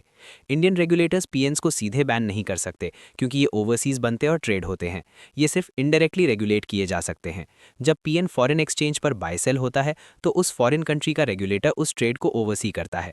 पीएन्स 1994 से एग्जिस्ट कर रहे हैं, पर एसईबीआई ने इन्हें ऑफिशियली 2003 से रेगुलेट करना शुरू किया। एसईबीआई के 2004 के रूल्स और 2008 में स्ट्रेंथन किए गए रूल्स के हिसाब से पीएन सिर्फ उन एंटिटीज़ को इशू किए जा सकते हैं जो अपने होम कंट्री में प्रॉपर्ली रेगुलेटेड हों और स्ट्रिक्ट केवाईसी फॉलो करते हों। पीएन्स का ट्रांसफर भी सिर्फ रेगुलेटेड एंटिटीज़ को ही अलाउड है। एफआईआईज जो पीएन्स इशू करते हैं, उन्हें सारे पीएन डिटेल्स और आउटस्टैंडिंग पीएन्स की रेगुलर रिपोर्टिंग करनी होती है। एसईबीआई जब चाहे कोई भी इन्फॉर्मेशन मांग सकता है। अक्टूबर 2001 से एसईबीआई को मंथली रिपोर्ट्स देनी होती हैं, जिसमें पीएन सब्सक्राइबर्स, उनका टाइप, उनका लोकेशन और पीएन से लिंक्ड इंडियन सिक्योरिटीज़ की डिटेल्स शेयर करनी होती है। एफआईआईज को एनआरआईज को पीएन्स इशू करने की परमिशन नहीं है, और क्यूएफआईज जो नए क्लास के फॉरेन इन्वेस्टर्स हैं, उन्हें तो पीएन्स इशू करने की इजाज़त ही नहीं। 2007 में एसईबीआई और गवर्नमेंट ने पीएन इशुरेंस पर रिस्ट्रिक्शंस लगाने की कोशिश की थी, ताकि फॉरेन मनी के ह्यूज इन्फ्लो को कंट्रोल किया जा सके और इन्वेस्टर आइडेंटिफिकेशन प्रॉपर हो सके। पर ये रिस्ट्रिक्शन सक्सेसफुल नहीं हुए, इसलिए 2008 में इन्हें हटा दिया गया और एसईबीआई ने ट्रांसपेरेंसी और डिस्क्लोजर्स पर फोकस बढ़ा दिया। 2013 में एसईबीआई ने अनाउंस किया कि कैटेगरी 3 एफआईआईज पीएन इशू नहीं कर सकते। लेकिन पीएन्स के साथ कुछ बड़े कंसर्न्स भी हैं। ये आसानी से एक पर्सन से दूसरे पर्सन को ट्रांसफर हो सकते हैं और कई लेयर्स के थ्रू पास होते हैं, जिससे एक्चुअल फाइनल ओनर को आइडेंटिफाई करना मुश्किल हो जाता है, और पैसा कहां से आ रहा है ये पता लगाना और भी मुश्किल है। क्योंकि ये इंडिया के बाहर इशू होते हैं, एसईबीआई इन्हें रियल टाइम में मॉनिटर नहीं कर सकता। पीएन इशूअर फॉरेन में एक मिनी स्टॉक एक्सचेंज की तरह बिहेव करता है। ये इशूअर्स डिसाइड करते हैं कि अंडरलाइंग इंडियन शेयर्स कब बाय सेल करने हैं, इसलिए हर पीएन ट्रेड का डायरेक्ट लिंक इंडियन मार्केट के रियल ट्रेड से नहीं होता। एसईबीआई को सिर्फ मंथली रिपोर्ट्स मिलती हैं, जिसका मतलब है कि एसईबीआई पीएन एक्टिविटी को रियल टाइम में नहीं देख सकता। कुछ लोगों को डर होता है कि पीएन्स के थ्रू अनअकाउंटेड या इलीगल वेल्थ फॉरेन इन्वेस्टमेंट के रूप में इंडिया आ सकता है। हालांकि ये कभी क्लियरली प्रूव नहीं हुआ है। एसईबीआई ने उन फॉरेन इंस्टीट्यूशंस पर एक्शन भी लिया है जिन्होंने रूल्स तोड़े थे, जैसे बार्कलेज और सोसाइटी जनरल। आज पीएन ज़्यादातर बहुत बड़े ग्लोबल फाइनेंशियल इंस्टीट्यूशंस इशू करते हैं, जो यूएस या यूके जैसे स्ट्रॉन्ग रेगुलेटरी एनवायरनमेंट्स में काम करते हैं। इनके पास एक्सपीरियंस, रिसोर्सेज और स्किल्ड प्रोफेशनल्स होते हैं जो इन रिस्क्स को मैनेज करना जानते हैं। ऐसे ही पीएन जैसे instruments Japan, Hong Kong, Singapore, Australia, US और यूके जैसे डेवलप्ड कंट्रीज में भी होते हैं। जैसे ताइवान ने एक समय अपने शेयर से लिंक्ड ऑफशोर डेरिवेटिव एक्टिविटीज़ की रेगुलर रिपोर्टिंग कंपलसरी की थी, पर बाद में इसे हटा दिया। चाइना इन प्रोडक्ट्स को अलाउ करता है, पर मेनली इन्वेस्टमेंट कोटा यूज़ पर फोकस करता है। हांगकांग, सिंगापुर और जापान जैसे एशियन कंट्रीज इन पर कोई रिस्ट्रिक्शंस नहीं लगाते, जबकि मलेशिया, इंडोनेशिया और फिलीपींस अपने अपने रूल्स फॉलो करते हैं। हेज फंड शब्द का मतलब हेजिंग से आता है, जिसका सेंस होता है अपने आप को अचानक होने वाले प्राइस चेंजेस से बचाना। हेज फंड्स बेसिकली एक बड़े मनी पूल्स होते हैं जो बहुत तेजी से एक जगह से दूसरी जगह मूव करते हैं ज़्यादा प्रॉफिट के लिए। आज के टाइम में ये फंड्स एक कंट्री के स्टॉक मार्केट से दूसरी कंट्री के मार्केट में आसानी से शिफ्ट हो जाते हैं। जब किसी मार्केट में प्रॉफिट कम होता है तो ये पैसा वहां से निकाल लेते हैं और तुरंत उस मार्केट में एंटर हो जाते हैं जहां प्रॉफिट ज़्यादा मिल रहा हो। जब ये किसी कंट्री में आते हैं तो इकोनॉमी में बूम आ जाता है, लेकिन जैसे ही ये निकल जाते हैं अचानक बाहर जाने वाला पैसा फॉरेन करेंसी क्राइसिस क्रिएट कर सकता है। इंडिया में ये इशू बहुत डिस्कस होता रहा है क्योंकि हमारे स्टॉक मार्केट में एफआईआईज ने पार्टिसिपेटरी नोट्स के थ्रू बहुत बड़ा इन्फ्लो किया है। एक्सटर्नल कमर्शियल बोरोइंग्स मतलब इंडियन कंपनीज का फॉरेन सोर्सेज से लोन लेना। कंपनीज ईसीबीज दो तरीके से ले सकती हैं, ऑटोमेटिक रूट और अप्रूवल रूट। अगर बोरोइंग ऑटोमेटिक रूट की कंडीशंस में फिट नहीं होती तो कंपनी को आरबीआई से स्पेशल परमिशन लेनी होती है, जिसे अप्रूवल रूट कहते हैं। 2011 में एक हाई लेवल कमेटी ने ईसीबीज का स्कोप बढ़ाने के लिए कई डिसीजंस लिए। हाई नेटवर्थ इंडिविजुअल्स जो एसईबीआई नॉर्म्स फॉलो करते हैं उन्हें इंफ्रास्ट्रक्चर डेट फंड्स में इन्वेस्ट करने की परमिशन दी गई। इंफ्रास्ट्रक्चर फाइनेंस कंपनीज को कॉर्पोरेट बॉन्ड्स इशू करने की परमिशन दी गई ताकि एफआईआईज उनमें इन्वेस्ट कर सकें। इंफ्रास्ट्रक्चर सेक्टर की कंपनीज को अलाउड किया गया कि वो अपने रुपी लोन्स का एक हिस्सा ईसीबी से रीफाइनेंस कर सकती हैं। बस ये कंडीशन रखी गई कि कम से कम क्वार्टर यानी 25% ईसीबी अमाउंट एग्जिस्टिंग रुपी लोन चुकाने में यूज हो और बाकी नया इंफ्रास्ट्रक्चर प्रोजेक्ट बनाने में। इंफ्रास्ट्रक्चर सेक्टर में कैपिटल गुड्स लेने के लिए बायर्स और सप्लायर्स क्रेडिट को ईसीबी के थ्रू रीफाइनेंस करना भी अलाउड हुआ, लेकिन सिर्फ अप्रूवल रूट के अंडर। कंपनीज को ईसीबीज यूज करने की परमिशन दी गई इंटरेस्ट ड्यूरिंग कंस्ट्रक्शन को चुकाने के लिए, यानी जब तक प्रोजेक्ट बन रहा होता है तब तक अक्यूमुलेट होने वाला इंटरेस्ट, बस ये कॉस्ट ओवरऑल प्रोजेक्ट कॉस्ट में ऐड होनी चाहिए। चाइनीज करेंसी रेनमिनबी को भी ईसीबी रेज करने के लिए अलाउ किया गया, $1 बिलियन लिमिट के साथ और सिर्फ अप्रूवल के थ्रू। ऑटोमेटिक रूट का लिमिट 500 मिलियन से बढ़ाकर $750 मिलियन कर दिया गया। सर्विस सेक्टर बोरोवर्स के लिए ये लिमिट 100 मिलियन से बढ़ाकर $200 मिलियन हुई और माइक्रो फाइनेंस एनजीओज के लिए लिमिट 5 मिलियन से $10 मिलियन हो गई। अप्रैल 2020 तक गवर्नमेंट ने ईसीबी रूल्स और सिंप्लीफाई कर दिए। रुपी लोन्स को रीफाइनेंस करने का लिमिट इंक्रीज किया गया। ईसीबीज को हाईवे टोल सिस्टम्स की मेंटेनेंस और ऑपरेशन के लिए भी अलाउ किया गया और लो कॉस्ट हाउसिंग के लिए भी कुछ स्पेसिफिक कंडीशंस के साथ। ईसीबी इंटरेस्ट पेमेंट्स पर विदहोल्डिंग टैक्स को 20% से रिड्यूस करके 5% कर दिया गया 3 साल के लिए। मैन्युफैक्चरिंग और इंफ्रास्ट्रक्चर कंपनीज के लिए एक $10 बिलियन ईसीबी विंडो इंट्रोड्यूस की गई। रूपी डिनोमिनेटेड ओवरसीज बॉन्ड्स, जिसे हम मसाला बॉन्ड्स कहते हैं, इशू करने के लिए एक नया फ्रेमवर्क बना। इन बॉन्ड्स की मिनिमम मैच्योरिटी 5 इयर्स होनी चाहिए और ये रियल एस्टेट या कैपिटल मार्केट एक्टिविटीज के लिए इशू नहीं किए जा सकते। इन पर मिलने वाला इंटरेस्ट 5% विदहोल्डिंग टैक्स अट्रैक्ट करता है, लेकिन अगर रुपी स्ट्रांग होने से कैपिटल गेन्स होते हैं तो वो टैक्स फ्री हैं। सिडबी को एमएसएमई सेक्टर में लेंडिंग के लिए ईसीबीज लेने की परमिशन दी गई। नेशनल हाउसिंग बैंक और हाउसिंग फाइनेंस कंपनीज को लो कॉस्ट हाउसिंग बायर्स को फाइनेंस करने के लिए ईसीबी यूज करने की परमिशन मिली। क्रेडिट डिफॉल्ट स्वैप्स यानी सीडीएस इंडिया में अक्टूबर 2011 से इंट्रोड्यूस हुए सिर्फ कॉर्पोरेट बॉन्ड्स के लिए। सीडीएस के पार्टिसिपेंट्स में commercial banks, primary dealers, NBFCs, insurance companies और म्यूचुअल फंड्स शामिल हैं। सीडीएस बेसिकली दो पार्टीज के बीच एक इंश्योरेंस टाइप अग्रीमेंट होता है। एक पार्टी होती है प्रोटेक्शन बायर, जो दूसरी पार्टी प्रोटेक्शन सेलर को रेगुलर फीस देती है। प्रोटेक्शन सेलर को कुछ पे नहीं करना होता जब तक कोई क्रेडिट इवेंट ना हो। क्रेडिट इवेंट का मतलब होता है बॉन्ड इशुइंग कंपनी डिफॉल्ट कर जाए या अपने ड्यूज पे ना करे। अगर ऐसा होता है तो प्रोटेक्शन सेलर को प्रोटेक्शन बायर को कॉम्पनसेट करना होता है। इंडिया में ये सेटलमेंट फिजिकल होता है, यानी एक्चुअल बॉन्ड प्रोटेक्शन सेलर को दिया जाता है और वो बायर को कॉम्पनसेशन अमाउंट देता है। सीडीएस का फायदा ये है कि बायर अपना क्रेडिट रिस्क किसी और को ट्रांसफर कर सकता है बिना बॉन्ड बेचे। एग्जाम्पल के लिए मान लो पंजाब नेशनल बैंक ने टिस्को के 150 करोड़ रुपीस के बॉन्ड्स खरीदे। अगर पीएनबी को डर है कि टिस्को डिफॉल्ट कर सकता है तो वो टेम्पल्टन से सीडीएस खरीद सकता है। पीएनबी टेम्पल्टन को रेगुलर फीस देगी इंश्योरेंस प्रीमियम की तरह, और टेम्पल्टन प्रॉमिस करेगा कि अगर टिस्को डिफॉल्ट करे तो वो पीएनबी को कॉम्पनसेशन देगा। सीडीएस कई तरह से काम आते हैं। प्रोटेक्शन बायर डिफॉल्ट रिस्क से बच सकता है, प्रोटेक्शन सेलर क्रेडिट मार्केट में पार्टिसिपेट कर सकता है बिना बॉन्ड्स डायरेक्टली ओन किए, बायर रिस्की एक्सपोजर रिड्यूस कर सकता है और पोर्टफोलियो का रिस्क डाइवर्सिफाई होता है। सेलर को पोर्टफोलियो डाइवर्सिफिकेशन और एक्स्ट्रा रिटर्न मिलता है। बैंक्स सीडीएस के थ्रू अपना रिस्क दूसरे फाइनेंशियल प्लेयर्स को ट्रांसफर कर सकते हैं, जिससे उनका कैपिटल फ्री होता है और वो और लेंडिंग कर सकते हैं। ओवरऑल सीडीएस क्रेडिट रिस्क को पूरे फाइनेंशियल सिस्टम में स्प्रेड करता है ताकि रिस्क एक जगह कॉन्सेंट्रेट ना हो। लेकिन सीडीएस को लेकर बहुत एक्सपर्ट्स चिंता जताते हैं। नोबेल प्राइज विनर जॉर्ज अकरलॉफ ने वॉर्न किया था कि नेक्स्ट फाइनेंशियल क्राइसिस सीडीएस से आ सकता है। वॉरेन बफेट ने सीडीएस को वेपन्स ऑफ मास डिस्ट्रक्शन बोला था। एलन ग्रीनस्पैन जो सीडीएस के सपोर्टर थे, उन्होंने सब प्राइम क्राइसिस के बाद ये एक्सेप्ट किया कि सीडीएस डेंजरस हो सकता है। न्यूज़वीक मैगजीन ने सीडीएस को the monster that at wall street कहा। कई इंडियन एनालिस्ट्स भी मानते हैं कि सीडीएस इकोनॉमी को प्रोटेक्ट करने के बजाय डिस्टेबलाइज कर सकता है। सबसे बड़ा प्रॉब्लम यह है कि सीडीएस स्पेक्युलेटिव ट्रेडिंग के लिए यूज हो सकता है, ना कि एक्चुअल प्रोटेक्शन के लिए। बिल्कुल ऐसे ही जैसे कोई ऐसी चीज पर इंश्योरेंस ले जो उसकी ओन ही नहीं होती, जिससे रिस्की बिहेवियर बढ़ता है। यूएस सबप्राइम क्राइसिस में यही हुआ। जब डिफॉल्ट बढ़ा तो सीडीएस क्लेम्स इतने बढ़ गए कि insurance giant AIG instant bankrupt हो गया। कई यूएस बैंक्स भी इसी वजह से कोलैप्स हुए। सीडीएस का सबसे डेंजरस रिस्क ये है कि ये एक कंट्री का क्रेडिट प्रॉब्लम दूसरी कंट्री तक साइलेंटली ट्रांसफर कर देता है, पूरी दुनिया को चेन रिएक्शन में जोड़ देता है। इसी वजह से कंटीजन रिस्क बढ़ता है, बिल्कुल वैसे ही जैसे यूएस सबप्राइम क्राइसिस में हुआ।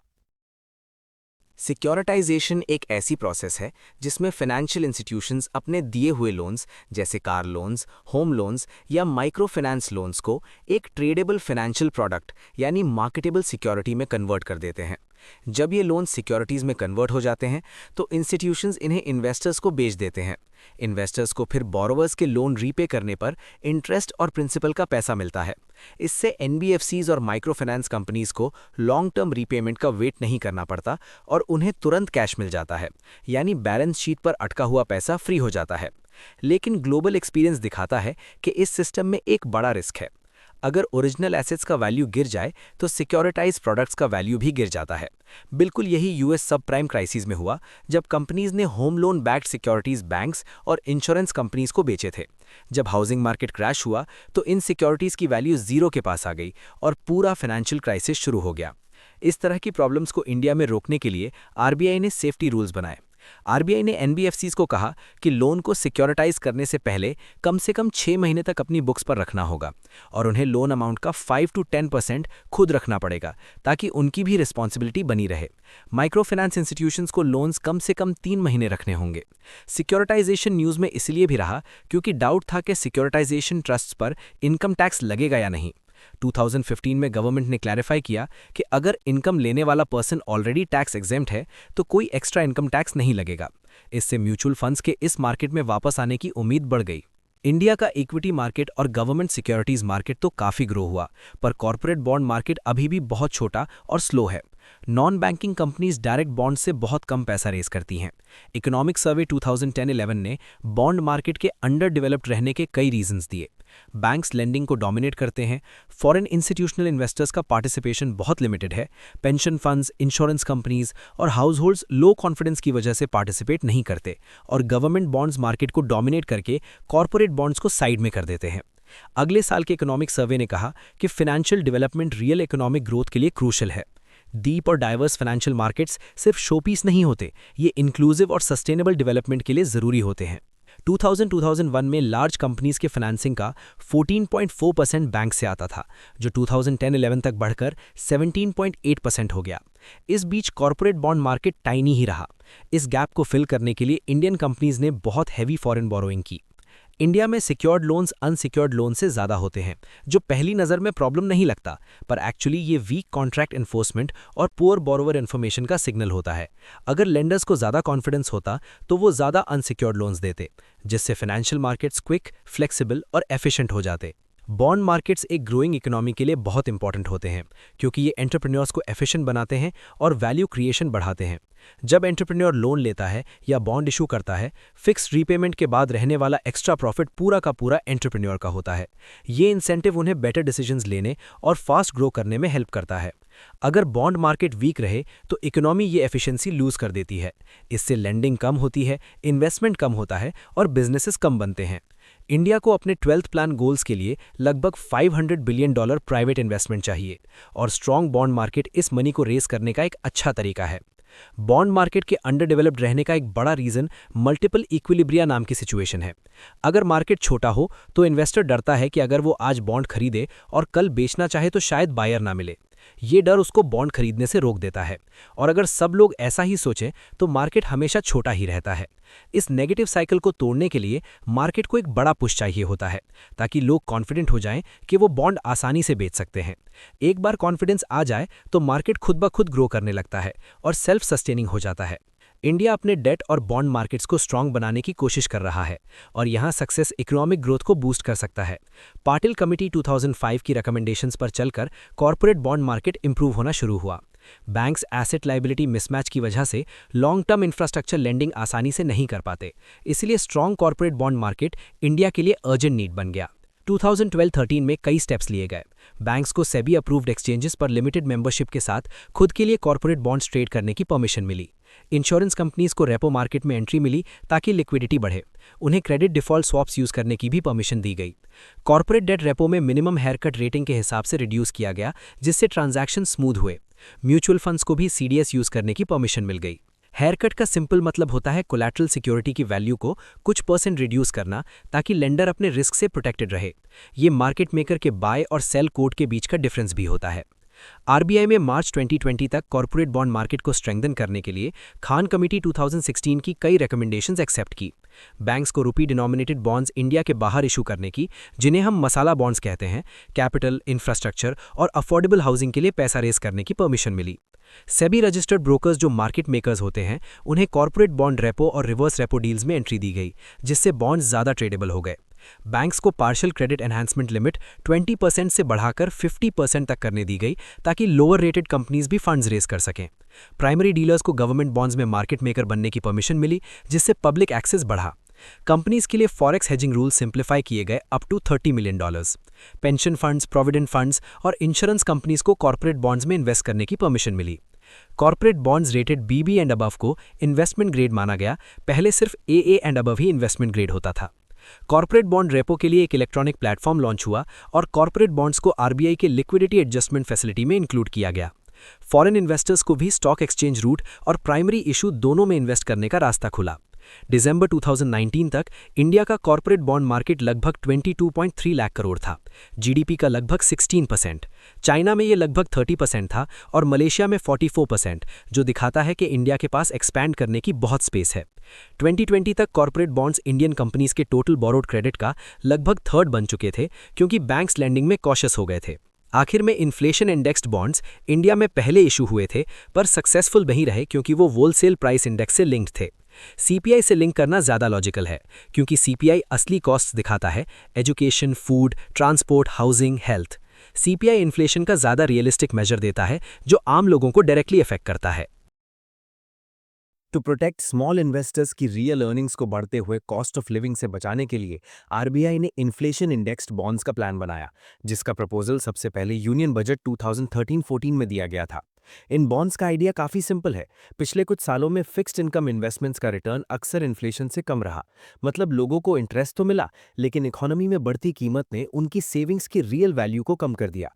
इन्फ्लेशन इंडेक्स्ड बॉन्ड्स इस प्रॉब्लम का सल्यूशन देते हैं, क्योंकि ये ऐसे रिटर्न्स देते हैं जो इन्फ्लेशन से ऊपर ही रहते हैं। तो चाहे प्राइसेस बढ़ जाएं, पैसों की वैल्यू इरोड नहीं होती।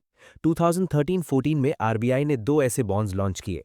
पहला बॉन्ड जून 2013 में इशू हुआ, जो होलसेल प्राइस इंडेक्स यानी WPI से लिंक था, पर पब्लिक ने इसमें बहुत कम इंटरेस्ट दिखाया। दूसरा बॉन्ड दिसंबर 2013 में इशू हुआ, जो कंज्यूमर प्राइस इंडेक्स यानी CPI से लिंक था और जिसका नाम था inflation indexed national saving securities cumulative INSSC। इसकी मैच्योरिटी 10 साल की थी और ये इंटरनेशनल लिंकर्स की तरह काम करता था। इन बॉन्ड्स का इंटरेस्ट रेट 2 पार्ट्स में था, एक 1.5% का फिक्स पार्ट और एक इन्फ्लेशन लिंक्ड पार्ट जो CPI इन्फ्लेशन पर बेस्ड होता था, 3 मंथ्स लैग के साथ। पिछले कुछ सालों में फाइनेंशियल सेविंग्स काफ़ी हद तक गोल्ड की तरफ डाइवर्ट हो रही थी। इसी वजह से गवर्नमेंट और रेगुलेटर्स ने लोगों को सोने में इन्वेस्ट करने के सेफर और कन्वीनियंट तरीके देने पर फोकस किया, बिना फिजिकल गोल्ड खरीदे। एक ऑप्शन था gold exchange traded funds, gold ETFs, mutual fund schemes जो स्टॉक एक्सचेंजेस पर शेयर्स की तरह ट्रेड होती हैं। हर यूनिट रफली 1 ग्राम हाई प्योरिटी गोल्ड को रिप्रेजेंट करती है और इसका वैल्यू गोल्ड प्राइस के साथ ही ऊपर नीचे होता है। एक दूसरा ऑप्शन था E-गोल्ड, जिसमें लोग नेशनल स्पॉट एक्सचेंज पर डीमैट अकाउंट के थ्रू इलेक्ट्रॉनिक फॉर्म में गोल्ड खरीद सकते थे। इसका फायदा था कि फंड मैनेजमेंट चार्जेस नहीं होते, इसलिए ट्रांजैक्शन कॉस्ट कम पड़ती थी और चाहे तो इन्वेस्टर फिजिकल डिलीवरी भी ले सकता था। पर इनकम टैक्स के एंगल से ई गोल्ड थोड़ा डिसएडवांटेजेस था। Long term capital gain tax benefit के लिए मिनिमम 3 इयर्स होल्ड करना पड़ता था। गोल्ड ईटीएफ्स ज़्यादा टैक्स फ्रेंडली थे क्योंकि उनका लॉन्ग टर्म होल्डिंग पीरियड सिर्फ 1 ईयर था और उसके बाद टैक्स भी कम लगता था। इसी वजह से स्मॉल इन्वेस्टर्स के लिए गोल्ड ईटीएफ्स ज़्यादा प्रैक्टिकल और कन्वीनियंट चॉइस बन गए। अप्रैल 2014 में गवर्नमेंट ने CPSE exchange traded fund launch किया, जिससे वो अपनी कुछ ownership major public sector companies में बेच सके, डिसइन्वेस्टमेंट। इस ईटीएफ में 10 लार्ज और फाइनेंशियली स्ट्रांग गवर्नमेंट कंपनीज शामिल थीं, जिन्होंने स्ट्रिक्ट क्राइटेरिया मीट किया था, जैसे majority government ownership, large market size और strong dividend paying record. ETF ने गवर्नमेंट की एक्सपेक्टेशन से ज्यादा फंड रेज किया। ये ईटीएफ सीपीएसई इंडेक्स को ट्रैक करता है, जो उन्हीं 10 पीएसयूज की प्री डिसाइडेड प्रोपोर्शंस पर बेस्ड होता है। ईटीएफ भी उन्हीं कंपनीज में उन्हीं प्रोपोर्शंस में इन्वेस्ट करता है, इसलिए इसके रिटर्न्स इंडेक्स के रिटर्न्स के बहुत क्लोज रहते हैं। बस मैनेजमेंट कॉस्ट्स या ट्रैकिंग एरर से थोड़ा डिफरेंस आता है। गवर्नमेंट ने बाद में इस ईटीएफ का एक और डाइवर्सिफाइड वर्जन लॉन्च करने की बात कही, जिसमें और सीपीएसई स्टॉक्स शामिल होंगे। पेंशन सेक्टर रिफॉर्म्स भी इंडिया के फाइनेंशियल सेक्टर डेवलपमेंट का एक मेजर हिस्सा रहे हैं। ट्रेडिशनली गवर्नमेंट जॉब्स में पेंशन मिलती थी, जिससे लॉन्ग टर्म सेविंग्स क्रिएट होती थी और रिटायर्ड एम्प्लॉयज़ को सिक्योरिटी मिलती थी। सिस्टम को मॉडर्नाइज करने के लिए गवर्नमेंट ने न्यू पेंशन स्कीम 2003 में लॉन्च किया, जिसका नाम बाद में नेशनल पेंशन सिस्टम रखा गया। 2004 से ये नए सेंट्रल गवर्नमेंट एम्प्लॉयज़ के लिए मैंडेटरी हो गया और बाद में ज़्यादातर स्टेट गवर्नमेंट्स ने भी इसे अडॉप्ट कर लिया। 2009 में इसे सभी इंडियन सिटीजन्स के लिए वॉलंटरी बेसिस पर ओपन कर दिया गया। एनपीएस कंट्री का सबसे लो कॉस्ट फाइनेंशियल प्रोडक्ट है, इसलिए 2010 में इसको लो इनकम ग्रुप्स के लिए कस्टमाइज किया गया स्वावलंबन वर्जन के थ्रू, जिसमें गवर्नमेंट एलिजिबल सब्सक्राइबर्स के अकाउंट में डायरेक्टली थोड़ा सा कंट्रीब्यूशन देती थी। एक और सिंप्लीफाइड वर्जन एनपीएस लाइट भी लॉन्च किया गया, जो पुअरर सिटीजन्स को और ईजी एक्सेस देता था। 2011 में एनपीएस का कॉर्पोरेट मॉडल लॉन्च किया गया, जिससे ऑर्गेनाइज सेक्टर कंपनीज अपने एम्प्लॉयज़ को एनपीएस में शिफ्ट करा सकती थीं। पब्लिक सेक्टर बैंक्स को ऑनलाइन एनपीएस अकाउंट ओपनिंग की फैसिलिटी देने को कहा गया, ताकि एक्सेस और इजी हो। इंटरनेशनल इंस्टीट्यूशंस ने इंडिया की पेंशन रिफॉर्म्स की तारीफ की, लेकिन गवर्नमेंट को एनपीएस को पुअरेस्ट सेक्शंस तक ले जाने में चैलेंजेस फेस करने पड़े, जैसे लो फाइनेंशियल अवेयरनेस, अनऑर्गेनाइज्ड वर्कर्स की लिमिटेड सेविंग्स, कई स्टेट्स का स्वावलंबन को कंट्रीब्यूशन में अनइम्प्रेसिव रिस्पॉन्स और इंडिविजुअल्स को एक्सेस पॉइंट्स की कम नॉलेज। पेंशन कवरेज को और बढ़ाने के लिए गवर्नमेंट ने अटल पेंशन योजना 2015 में लॉन्च की। इस स्कीम में सब्सक्राइबर को ₹1000 से ₹5000 तक की फिक्स्ड मंथली पेंशन मिलती है 60 इयर्स की एज के बाद, डिपेंडिंग ऑन कंट्रीब्यूशन और ज्वाइन करने की एज। कोई भी बैंक अकाउंट होल्डर इस स्कीम में ज्वाइन कर सकता था। अर्ली एनरोलमेंट को एनकरेज करने के लिए गवर्नमेंट ने एलिजिबल लो इनकम सब्सक्राइबर्स के लिए पहले साल ज्वाइन करने पर उनके कंट्रीब्यूशन का 50% मैक्स ₹1000 पर ईयर तक का हिस्सा 5 साल तक गवर्नमेंट की तरफ से कंट्रीब्यूट किया। 2019 तक एपीवाई के 17.2 करोड़ से ज्यादा सब्सक्राइबर्स हो चुके थे और एनपीएस सिस्टम ओवरऑल में 30 करोड़ से ज्यादा सब्सक्राइबर्स थे, जिनके मैनेज्ड एसेट्स फास्ट ग्रो हो रहे थे। 2019-20 में इंपॉर्टेंट अपडेट्स किए गए। गवर्नमेंट एम्प्लॉयज़ को प्राइवेट सब्सक्राइबर्स की तरह किसी भी पेंशन फंड मैनेजर को चूज करने का राइट मिला और इन्वेस्टमेंट पैटर्न को साल में 2 बार चेंज करने का ऑप्शन दिया गया। जो लो रिस्क चाहते थे वो 100% गवर्नमेंट सिक्योरिटीज में इन्वेस्ट कर सकते थे, और जो हायर रिटर्न्स चाहते थे उनके लिए लाइफ साइकिल फंड्स अवेलेबल थे, जिसमें कंट्रोल्ड इक्विटी एक्सपोजर होता है। जैसे जैसे इंडिया का फाइनेंशियल सिस्टम एक्सपैंड हुआ, गवर्नमेंट ने financial stability and development council 2010 में सेटअप किया। ग्लोबल फाइनेंशियल क्राइसिस के बाद इस एपेक्स लेवल बॉडी को बनाया गया ताकि फाइनेंशियल रेगुलेटर्स के बीच स्ट्रॉन्ग कोऑर्डिनेशन हो, इकोनॉमी की स्टेबिलिटी रिस्क्स पर नजर रखी जा सके और फाइनेंशियल लिटरेसी और सेक्टर डेवलपमेंट को प्रमोट किया जा सके। फाइनेंस मिनिस्टर इस काउंसिल का चेयरपर्सन होता है और सारे मेजर फाइनेंशियल रेगुलेटरी अथॉरिटीज के हेड्स इसमें मेंबर होते हैं। इंडिया ग्लोबल बेस्ट प्रैक्टिसेस को फॉलो करने के लिए इंटरनेशनल असेसमेंट्स भी अडॉप्ट करता है। एक major review financial sector assessment program IMF और वर्ल्ड बैंक ने जॉइंटली कंडक्ट किया। असेसमेंट का कंक्लूजन था कि इंडिया का फाइनेंशियल सिस्टम जनरली स्टेबल है क्योंकि रेगुलेशन और सुपरविजन स्ट्रांग है, लेकिन कुछ इंप्रूवमेंट्स की जरूरत है, जैसे better coordination between regulators, large financial groups की स्ट्रॉन्गर सुपरविजन और पॉलिसी फ्रेमिंग में रेगुलेटर्स को full independence. India in assessments को अपने फाइनेंशियल आर्किटेक्चर को इंप्रूव करने के लिए इंपॉर्टेंट इनपुट के रूप में देखता है, जिसे कंट्री के यूनिक इकोनॉमिक और सोशल कंडीशंस के हिसाब से अडैप्ट किया जा सकता है। इसके अलावा इंडिया कई इंपॉर्टेंट ग्लोबल बॉडीज का मेंबर है जो इंटरनेशनल फाइनेंशियल रूल्स बनाती हैं। एक है फाइनेंशियल स्टेबिलिटी बोर्ड जो ग्लोबल फाइनेंशियल सिस्टम में स्टेबिलिटी बनाए रखने के लिए कोऑपरेशन प्रमोट करता है। एक और है Basel committee on banking supervision जो सेफ बैंकिंग प्रैक्टिसेस के ग्लोबल स्टैंडर्ड्स बनाता है, जैसे Basel norms. India financial action task force का भी मेंबर है जो मनी लॉन्ड्रिंग और टेररिज्म फाइनेंसिंग को रोकने के ग्लोबल रूल्स बनाता है। इंडिया 2010 में FATF का मेंबर बना और तब से सस्पिशियस फाइनेंशियल एक्टिविटीज को ट्रैक करने के सिस्टम्स इंप्रूव कर रहा है। रियल एस्टेट और इंफ्रास्ट्रक्चर डेवलपर्स को इंडिया में अक्सर फंड शॉर्टेज का सामना करना पड़ता है, जिसकी वजह से उनके प्रोजेक्ट्स टाइम पर कंप्लीट नहीं हो पाते। डेवलपर्स को आसानी से पैसा मिल सके, इसके लिए सेबी ने 2 स्पेशल इन्वेस्टमेंट स्ट्रक्चर्स बनाए, रीट्स और इनविट्स। ये आइडियाज़ पहले से प्रपोज किए गए थे, लेकिन तभी यूजफुल बन पाए जब सेबी ने इनके लिए क्लियर रूल्स फाइनल किए। इन ट्रस्ट्स का मेन पर्पस सिंपल है, डेवलपर्स को फंड्स का नया सोर्स देना और इन्वेस्टर्स को बिना डायरेक्टली बिल्डिंग्स या रोड्स खरीदे रेगुलर रिटर्न्स कमाने का मौका देना। रीट या real estate investment trust real estate का म्यूचुअल फंड जैसा काम करता है। फ्लैट या ऑफिस खरीदने की जगह इन्वेस्टर रीट के यूनिट्स खरीदता है। रीट इन्वेस्टर्स का पैसा कलेक्ट करता है और रियल एस्टेट प्रॉपर्टीज में इन्वेस्ट करता है, मोस्टली कमर्शियल बिल्डिंग्स जैसे ऑफिसेज, मॉल्स और होटल्स। क्योंकि ये प्रॉपर्टीज पहले से कंस्ट्रक्टेड होती हैं और रेंट कमा रही होती हैं, रीट इन्वेस्टर्स को रेगुलर रिटर्न्स दे सकता है। सेबी ने रीट्स को क्लोज्ड एंडेड स्कीम्स बनाया है, जिसका मतलब यूनिट्स स्टॉक मार्केट पर शेयर्स की तरह बाय सेल किए जा सकते हैं। रीट की इनकम मेनली रेंट से और कभी-कभी प्रॉपर्टी को प्रॉफिट पर बेचने से आती है। सेबी के रूल्स के मुताबिक रीट को अपने टोटल एसेट्स का कम से कम 80% कंप्लीटेड और रेवेन्यू जनरेटिंग प्रॉपर्टीज में इन्वेस्ट करना होता है, ताकि इनकम स्टेबल हो और रिस्क कम रहे। सिर्फ 20% तक ही रीट अंडर कंस्ट्रक्शन प्रोजेक्ट्स या रिलेटेड इंस्ट्रूमेंट्स जैसे मॉर्टगेज बैक्ड सिक्योरिटीज या रियल एस्टेट कंपनीज के शेयर्स में इन्वेस्ट कर सकता है। सेबी ने रिस्क लिमिट के लिए ये भी रूल बनाया कि रीट अपने पैसे का 10% से ज़्यादा अंडर कंस्ट्रक्शन बिल्डिंग्स में नहीं लगा सकता। रीट सिर्फ अपनी पहली पब्लिक इशू के थ्रू ही फंड रेज कर सकता है और इसके यूनिट्स को स्टॉक एक्सचेंज पर लिस्ट करना मैंडेटरी है। रीट स्टार्ट करने के लिए उसके पास कम से कम 500 करोड़ रुपीस के एसेट्स होने चाहिए और इनिशियल इशू साइज कम से कम 250 करोड़ रुपीस का होना चाहिए। क्योंकि रीट्स नए प्रोडक्ट्स हैं और इनिशियल इन्वेस्टमेंट ज़्यादा होता है, सेबी ने शुरुआत में सिर्फ इंस्टीट्यूशंस और हाई नेटवर्थ इंडिविजुअल्स को ही अलाउ किया था।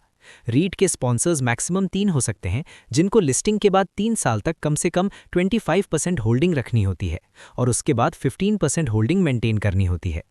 दुनिया भर में जैसे US, ऑस्ट्रेलिया और सिंगापुर में रीट्स काफ़ी पॉपुलर है, क्योंकि ये आम इन्वेस्टर्स को बिना प्रॉपर्टी ओन किए रेंटल इनकम कमाने का मौका देते हैं। इंडिया ने भी सेम मॉडल अडॉप्ट किया है ताकि इन्वेस्टर्स को स्टेबल रिटर्न्स मिलें और डेवलपर्स को फ्रेश फंड्स मिल सकें। इनविट्स या इंफ्रास्ट्रक्चर इन्वेस्टमेंट ट्रस्ट्स काफ़ी हद तक रीट्स जैसे ही होते हैं, पर ये बड़े इंफ्रास्ट्रक्चर प्रोजेक्ट्स के लिए बनाए गए हैं, जैसे highways, power transmission lines, pipelines और ब्रिजेस। रीट्स की तरह इनविट्स भी इन्वेस्टर्स का पैसा पूल करके इन्वेस्ट करते हैं, पर ये इंफ्रास्ट्रक्चर प्रोजेक्ट्स में सीधा या फिर स्पेशल पर्पस व्हीकल्स के थ्रू इन्वेस्ट करते हैं। SPVs वो कंपनीज होती हैं जो सिर्फ एक स्पेसिफिक प्रोजेक्ट के लिए बनाई जाती हैं। इनविट्स के रूल्स थोड़े अलग होते हैं। जब इनविट स्टॉक एक्सचेंज पर लिस्ट होता है तो स्पॉन्सर्स को कम से कम 25% यूनिट्स को 3 इयर्स तक होल्ड करना होता है। इनविट के पास 500 करोड़ रुपीस का इंफ्रास्ट्रक्चर एसेट बेस होना चाहिए और इनिशियल ऑफर साइज कम से कम 250 करोड़ रुपीस का होना चाहिए। अगर इनविट अपने फंड्स का 80% या उससे ज़्यादा कंप्लीटेड और रेवेन्यू जनरेटिंग इंफ्रास्ट्रक्चर प्रोजेक्ट्स में इन्वेस्ट करता है तो उसे पब्लिक इशू के थ्रू फंड रेज करना होता है और उसमें कम से कम 20 इन्वेस्टर्स का होना ज़रूरी है, जिसमें जनरल पब्लिक के लिए भी एक पोर्शन रिजर्व्ड होता है। ऐसे लिस्टेड इनविट्स के मिनिमम सब्सक्रिप्शन और ट्रेडिंग लॉट साइज काफ़ी बड़ा होता है ताकि ये मेनली लार्ज इन्वेस्टर्स के लिए सूटेबल रहे। लेकिन अगर इनविट चाहता है कि वो अपने एसेट्स का 10% से ज़्यादा अंडर कंस्ट्रक्शन प्रोजेक्ट्स में इन्वेस्ट करे तो उसे जनरल पब्लिक से पैसा नहीं ले सकता। उसे फंड्स क्वालिफाइड इंस्टीट्यूशनल इन्वेस्टर्स से प्राइवेट प्लेसमेंट के थ्रू ही रेज करने पड़ते हैं। इस केस में मिनिमम इन्वेस्टमेंट लिमिट काफ़ी हाई होती है, अराउंड 1 करोड़ रुपीस, और कम से कम 5 इन्वेस्टर्स पार्टिसिपेट करते हैं, जिसमें कोई भी सिंगल इन्वेस्टर 25% से ज़्यादा यूनिट्स नहीं रख सकता। रीट्स और इनविट्स को प्रमोट करने के लिए गवर्नमेंट ने यूनियन बजट्स 2014-15 और 2015-16 में इनके टैक्स रूल्स को इन्वेस्टर फ्रेंडली बनाया। लेकिन टैक्स रिफॉर्म्स के बाद भी इन ट्रस्ट्स का ग्रोथ स्लो रहा, क्योंकि रियल एस्टेट और इंफ्रास्ट्रक्चर सेक्टर्स वीक कंडीशन में थे। काफ़ी प्रोजेक्ट्स लो प्रॉफिट और हेवी डेट से जूझ रहे थे, जिससे इन्वेस्टर्स कॉशियस हो गए। इसी वजह से रीट्स और इनविट्स की ग्रोथ एक्सपेक्टेड स्पीड से नहीं हो पाई। इन्हें बूस्ट करने के लिए सेबी ने फॉरेन पोर्टफोलियो इन्वेस्टर्स को भी इन ट्रस्ट्स में इन्वेस्ट करने की परमिशन दी। इस स्टेप से इंटरनेशनल कैपिटल अट्रैक्ट होने की उम्मीद है। फिर भी एक्सपर्ट्स का मानना है कि एक्चुअल इंप्रूवमेंट तभी होगा जब ओवरऑल इकोनॉमी स्ट्रांग होगी और डेवलपर्स का फाइनेंशियल हेल्थ बेटर होगा। इन स्टेप्स के अलावा सेबी ने मार्केट को टफ टाइम्स के दौरान सपोर्ट देने के लिए कई मेजर्स लिए। सेबी ने कंपनीज और मार्केट इंटरमीडियरीज को रेगुलेटरी डेडलाइंस मीट करने के लिए एक्स्ट्रा टाइम दिया। Quarterly results, corporate governance reports और शेयर होल्डिंग पैटर्न्स फाइल करने के लिए रिलैक्सेशन दिया। कंपनीज को पैसा रेज करने में आसानी देने के लिए राइट्स इश्यूज के रूल्स रिलैक्स किए गए, जैसे अर्लियर 90% सब्सक्रिप्शन की रिक्वायरमेंट को 75% कर दिया गया। फास्ट ट्रैक इश्यूज के नॉर्म्स को भी सॉफ्ट किया गया। सेबी ने आईपीओज और म्यूचुअल फंड्स के ऑब्जर्वेशन लेटर्स की वैलिडिटी एक्सटेंड की और ब्रोकर्स, डिपॉजिटरी पार्टिसिपेंट्स जैसे इंटरमीडियरीज को फ्लेक्सिबल कंप्लायंस ऑप्शंस दिए। इन सब स्टेप्स का पर्पस ये था कि मार्केट टफ सिचुएशन में भी स्मूथली फंक्शन करता रहे और इन्वेस्टमेंट एक्टिविटी को एनकरेज किया जा सके। रीट्स और इन्विट्स के लिए सेबी रिफॉर्म्स लाता रहा है ताकि ये ट्रस्ट्स ग्रो कर सकें और इंडिया के रियल एस्टेट और इंफ्रास्ट्रक्चर सेक्टर में लॉन्ग टर्म इन्वेस्टमेंट का स्ट्रॉन्ग चैनल बन पाए।